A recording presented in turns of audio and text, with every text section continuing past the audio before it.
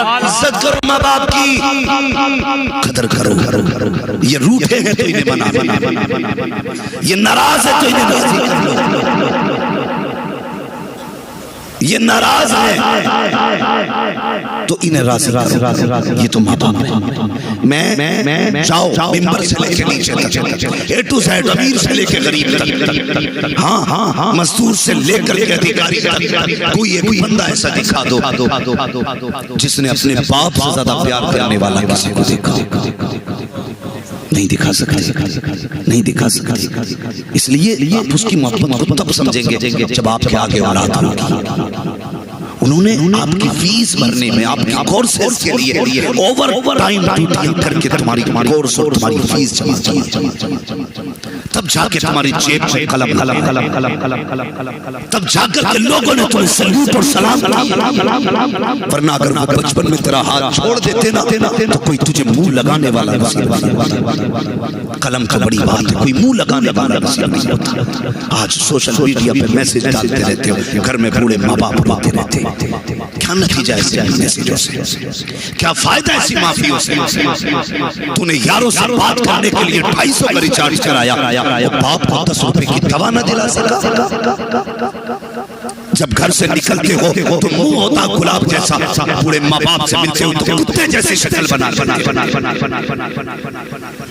इतना बोझ है बाप का लहजा। जाओ करके देखो, जो लाइन सवार थे मरा वो किसी का बाप, जो ठेला ढोते हुए मर गया वो भी किसी का बाप, जिसे गाड़ी ने मजदूरी करते वक्त रोड पे कुचल डाला वो भी किसी का बाप। कौन सी चीज थी जो इसे रोड पे ले आई? सिर्फ एक पेट की बात होती तो अपना पेट कुत्ता भी पाल लेता। औलाद के लिए ये रोड पे इसने जान दे दी। मैं एक ऐसे शायर को जानता हूँ यार, जिनके मुंह पे कैंसर हुआ, मुंह में कैंसर हुआ, पूरा गाल कट गया। औलाद के लिए बाप की कुर्बानी देके हुजूर की नात पढ़ते थे तो नात पढ़ते पढ़ते खून आ जाता था, कपड़ा लगा के पढ़ते थे। किसी ने कहा हज़रत इतनी मेहनत किस लिए? तो बाप वो कहते थे मैं कुछ दिन का मेहमान, मैं कुछ दिन का मेहमान हूँ, चाहता हूँ अपनी जिंदगी में औलाद के लिए कुछ कर जाऊं। ये बाप है जो मरते मरते औलाद के लिए कर जाता है। और आज की औलाद है मास्टर बन गया, कलेक्टर बन गया, जेब पे कलम लग गए, बाप को 10 रुपए की दवा दिलाने का वफादार। और हम कहें गौस का दामन नहीं छोड़ेंगे और फलां का दामन नहीं छोड़ेंगे। पकड़ा कब तूने? गौस का दामन उसके हाथ में है जिसके हाथ में बाप का दामन। गौस का दामन उसके हाथ में है जिसके हाथ में माँ का माए गोलियों के लिए तरसती रह गई और तू यारों की बैठकों में हजारों उड़ा के आगे। दोस्तों से माफी मांगते हो, दिल तू गया हो तो माफ कर दे। उस दिन तुझे याद नहीं आया वो दिन जब बाप ने दवा का पर्चा निकाल के दिया था और तूने हाथ में लेके यूं मोड़ के फेंक के कहा था तुम्हारे खर्चे उठाऊंगी अपनी औलाद के। तुझे वो झटका बाप के दिल पे जो लगा वो तुझे याद नहीं आया? जब औलाद से कहती है तुम्हारे लिए कमाऊंगी औलाद के लिए, उस दिन बाप को शक होता है ये मेरा बेटा है या किसी और का। तहकीकें चल रही हैं, चलते फिरते मौतें हो रही है, हार्ट अटैक से मौत। डॉक्टर तो ये कहते थे 40 साल से पहले हार्ट अटैक नहीं, लेकिन अब कौन सी उम्र है जिसमें हार्ट अटैक नहीं? 35 साल की उम्र में हार्ट अटैक, 40 साल से पहले हार्ट अटैक होता है। लोग कहते हैं कि अब जो कोलेस्ट्रॉल है, तेल खा रहे हैं लोग। मैंने कहा पहले खालिस तेल खाते थे, अब तो फॉर्चून खाते हैं, फिल्टर खा रहे, फिर भी हार्ट अटैक। कहता चिकनाई की वजह से मरा, कोई कहता चर्बी की वजह से मरा, कोई कहता कोलेस्ट्रॉल की वजह से मरा, कोई कहता खून गाढ़ा पड़ गया था। मैं कहता हूँ याद कर, अगर कोई औलाद वाला गया है, लोग कहते हैं कि ये हार्ट अटैक से मरा, मैं कहता हूँ सोच तो सही, इसे हार्ट अटैक चर्बी की वजह से नहीं आया, कोलेस्ट्रॉल की वजह से नहीं आया, बल्कि वजह ये है जिस दिन रात में तू घर में आया था, तूने दरवाजा खटखटाया था, बाप की आंख लग गई थी, दरवाजा खोलने में देर हो गई थी, तूने दरवाजा खोलने पे अपने बाप को कुत्ते की तरह झुलका था और ये कहा था कि तुम्हें पता नहीं सबसे दरवाजे पे खड़ा हूँ, तुम्हारी आंख क्यों नहीं खुली? उस दिन तेरे बाप को दिल को झटका लगा जिस झटके ने पूरे बदन का खून 5 सेकंड के लिए रोक दिया था, फिर 5 सेकंड के बाद वो खून नसों में दौड़ा, फिर एक जगह खून जमा रह गया था, धीरे धीरे उसकी गांठ बनी और चलते चलते वो दिल तक आया। उसने आके दिल की नस को बंद किया, दिल की धड़कनें बंद हो गई। दुनिया कहती है ये हार्ट अटैक से मरा है, मैं कहता हूं नहीं, ये हार्ट अटैक से नहीं मरा, बल्कि इसको औलाद में डाले उसकी गाड़ियों में डाल। हाँ, उसे औलाद गालियां खा गई।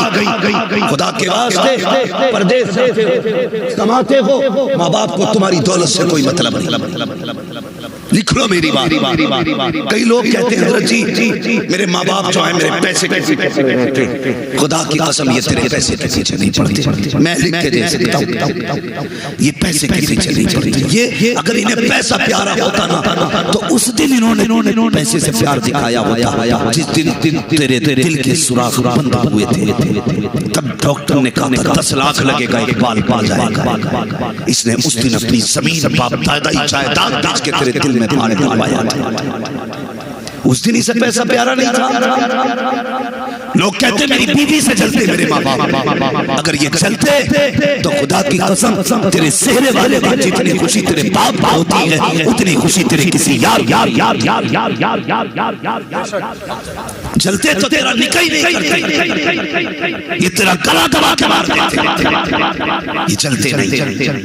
एक जवान कहने लगा मुझसे तकलीफ क्या है माँ बाप को जानते हो? एक जवान खुद कहता मुझसे, कहता हज़रत मैं कुछ पूछना चाहता हूँ। मैंने कहा उसने कहा बात ये है कि मैं जब घर में आता हूँ मेरी बीवी मुझसे लड़ती, मैं लड़के बगैर खाए खाना सो जाता हूँ, मेरी माँ देखती रहती है। लेकिन कहता इधर मैं करवटें बदलता रहता हूँ, उधर माँ करवटें बदलती रहती है। जब सुबह उठ के मैं काम पर बगैर खाए जाता हूँ ना मेरी माँ रोती है, वो चाहती है कि रात रात का खाना खिला देना, लेकिन मेरी बीवी की गालियों की वजह से मेरी माँ मुझे उठाने नहीं आती। वो कहता मैं क्या करूं? लोग खुल के कह के जा रहे, जिन औरतों की वजह से तेरे माँ बाप परेशान है आग लगा दो, घर से निकाल दो। कहते हमें औरत प्यारी नहीं है जो माँ की इज्जत नहीं कर सकती, हमें औरत प्यारी है जो हमारी माँ की भी इज्जत करेगी, हमारे बाप की भी।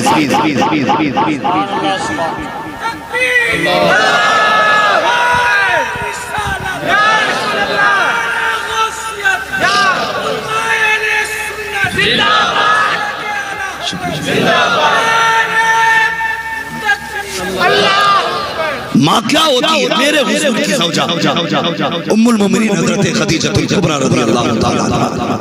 ये कौन है? ये कौन है? कायनात पे इस्लाम का एहसास है, लेकिन ये वो खातून है जिनका इस्लाम का एहसास है, जिनको मेरे हुजूर ने मोहसिन है इस्लाम फरमाया। मेरी खदीजा वो है जिसका इस्लाम का एहसास है। मैं उन औरतों की बात नहीं करता जिनकी रात भी सीरियल के आगे गुजरती हो, जिनका दिन भी टीवी के आगे गुजरता हो। मैं उस माँ की बात करता हूँ जिसने इस्लाम का एहसास किया। जब हुजूर के निकाह में आई थी तो आपके कपड़ों में सोने के तार पड़े थे, लेकिन जब दुनिया से जाने का वक्त आया था तो आपके कपड़ों में 16 पैबंद लगे।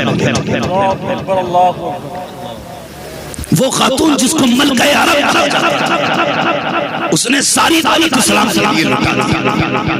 वो खातून एक दिन ना हुजूर की रिज़ाई अम्मी, सगी अम्मी नहीं, रिज़ाई माँ, वो माँ नहीं जिसने पैदा किया, वो माँ जिसने दूध पिलाया, हुजूर के घर आ गई। उम्र 60 साल।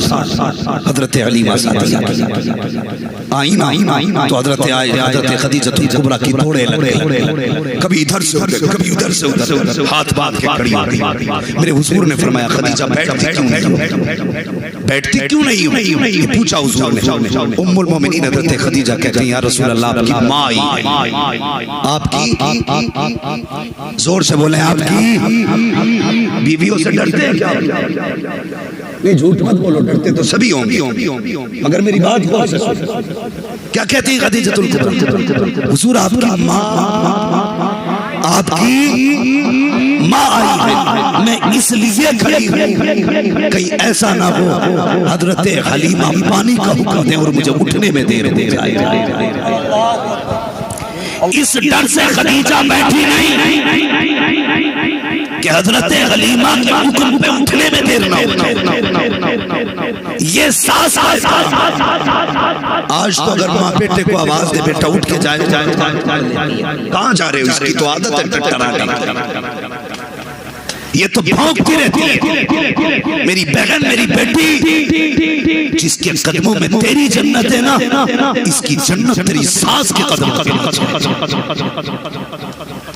ये याद रख, इसकी जन्नत तेरी सास के कदम के नीचे।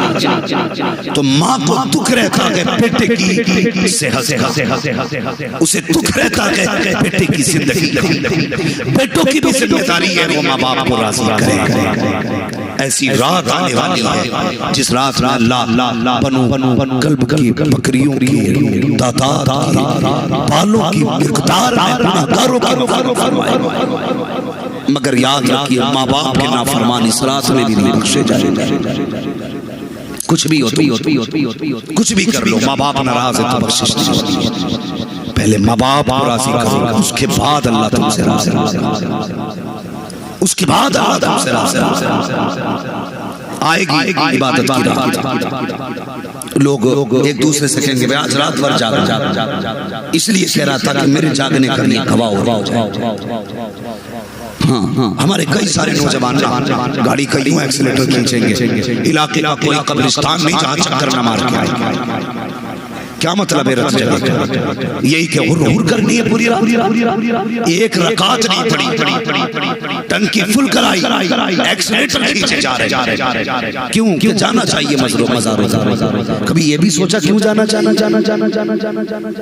सिर्फ चक्कर लगाने का हुक्म इसलिए कि जाओ कब्रों को देखो और अपनी मौत याद करो, इसलिए कब्रिस्तान जाना। कब्रिस्तान जाओ, अपनी मौत याद करो और फिर रो रब के आगे मालिक वो भी दिन आना है, एक दिन मैं भी मनो मिट्टी में जाऊंगा, लोग मुझे भी दफना के पलट जाएंगे, अपना भी कोई कब्र पे नहीं रहेगा, अंधेरा होगा। अगर तेरे महबूब ने चेहरा मेरी तरफ न किया तो क्या बनेगा? हाँ, लहद में इश्क़ रुख़े शह का ताग लेके चले, अंधेरी रात सुनी थी चराग लेके चले। कोई कब्र की तैयारी कर यार, कब्र की तैयारी कर। कोई सच्चा यार नहीं है कब्र का। वो लोग जो कहते हैं ना तेरे बगैर चौराहे पे दिल नहीं लगता, उस वक्त चाय अच्छी नहीं लगती जब तक तू दस्तरखान पे ना। जो कहते थे तेरे साथ जिएंगे तेरे साथ मरेंगे, तेरी मौत आने की देर है, कोई तेरे कपड़े उतारने तैयार नहीं होगा। जो तेरे गले मिलते थे ना वो तुझे हाथ लगाने तैयार नहीं, हाथ लगाने तेरे उतारे हुए कपड़ों को छूने से डरेंगे। जो तेरे साथ आते थे, जो तेरा झूठा खा लेते थे, तुझे गुस्ल के लिए हाथ लगाने नहीं आएंगे। तलाश किया जाता है कहाँ है जो 500 रुपए लेके मैयत में लाएगा, कहाँ है 1000 रुपए लेकर इसकी कब्र खोद दी जाएगी, कहाँ है वो जो इसके कपड़ों को कफन में तब्दील करे। इनकी यारी जो मरने के बाद तुझे छू नहीं सकते, इनकी यारी जो कब्र में रख के पलट नहीं सकते। तेरी कब्र में जाने की देर है, सारे तेरी बिरयानी पे टूट पड़ी। हाँ, प्लेटों के लिए लड़ जाएंगे, तेरी बिरयानी में बैठे हो, भूल जाएंगे किसे डाल के आए गड्ढे में, किसे दफन किया है कब्र में। जब सारे रिश्ते साथ छोड़ जाते हैं तब मदीने वाले मुस्तफा का रिश्ता, सुभान अल्लाह, तब हुजूर का रिश्ता काम आता है। यारी लगा उनसे, कसम खुदा की ये यार यहाँ तक निभाते हैं, मदीने वाले यारी करते हैं तो वहाँ तक, सुभान अल्लाह, वहाँ तक निभाया करते हैं।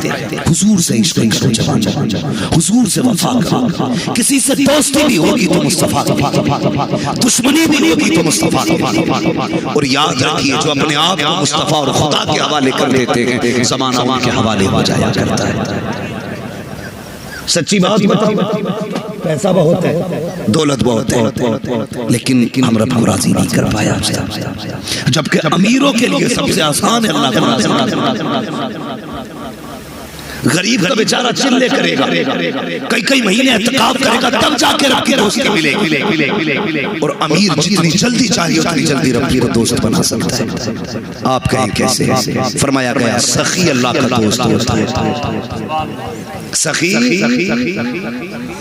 सुभान अल्लाह, सखी अल्लाह का दोस्त होता है, खुदा ने तुम्हें पैसा दिया, उसकी राह में खर्च करो, उसकी रजा के लिए।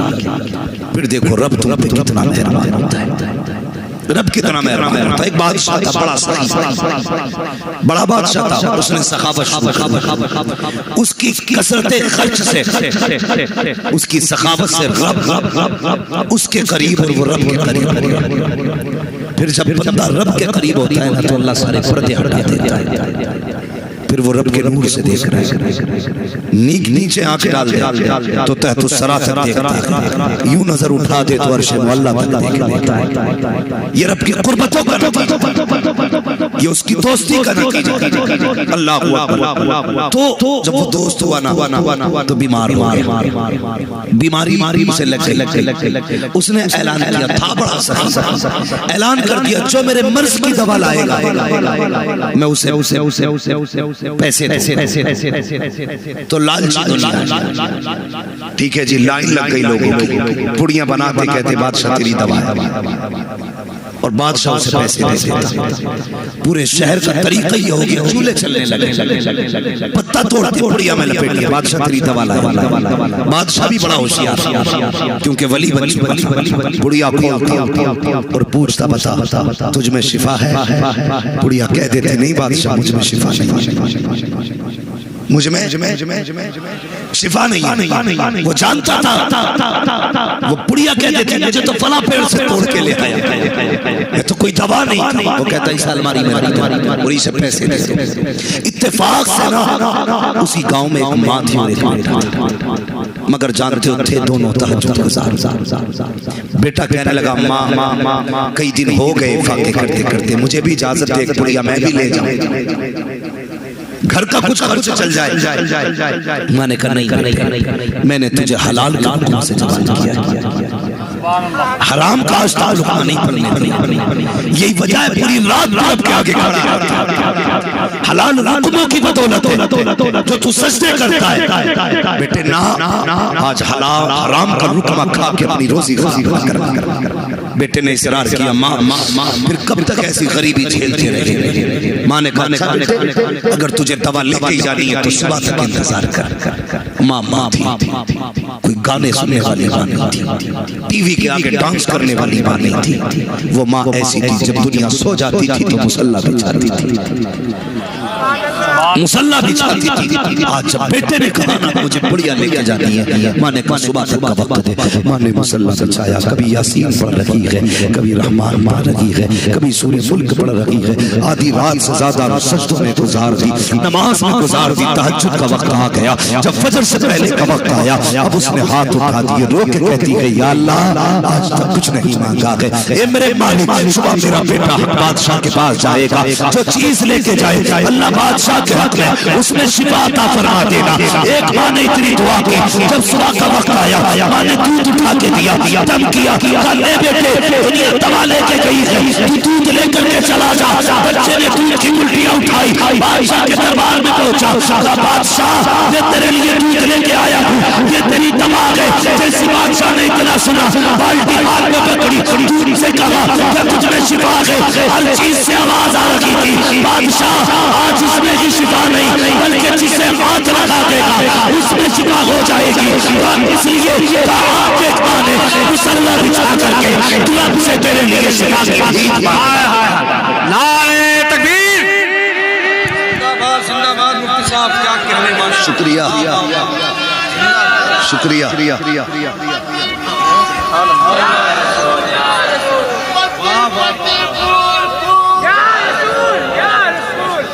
हाँ हम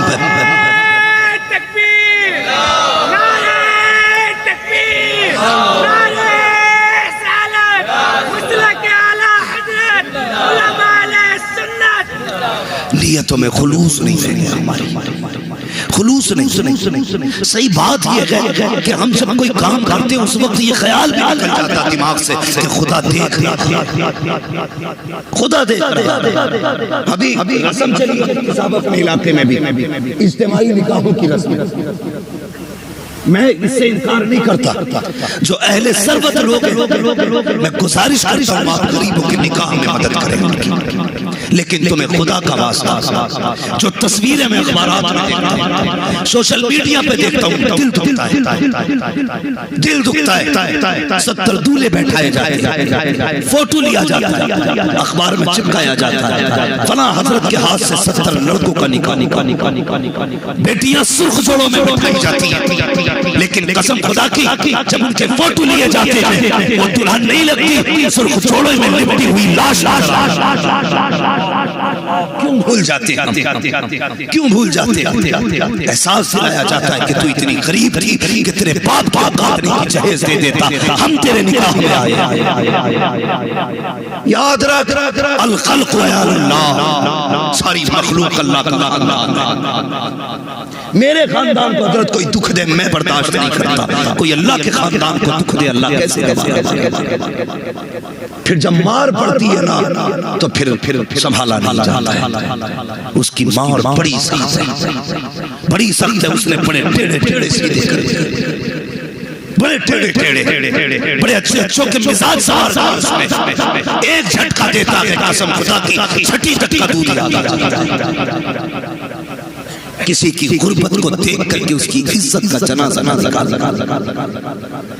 मत किसी की इज्जत का जनाजा। मैं तुमसे फिर कह के जा रहा हूं, याद रखिएगा, कोशिश किया करो दुआएं लेनी है। क्या कर दुआएं ले। एक साहब बड़े फख्र से बता रहे थे जी, कहने लगे वो ऐसा हुआ हजरत हाथ गिरफ्ती में चल लिया कुछ। मैंने कहा क्यों? कहने लगे वो बहनों को भाग दिया ना मैंने, इसलिए थोड़ी सी तंगी आ गई। मैंने कहा समझा नहीं। कहने लगे जी जब माँ का इंतकाल हुआ ना तो हम छोटे थे, 5 साल हमारी बहन ने हमें माँ बना के कितने साल? सुनना मेरी बात, अंदाज़े बयां मेरा बहुत शौक है, शायद उतर जाए दिल में मेरी बात।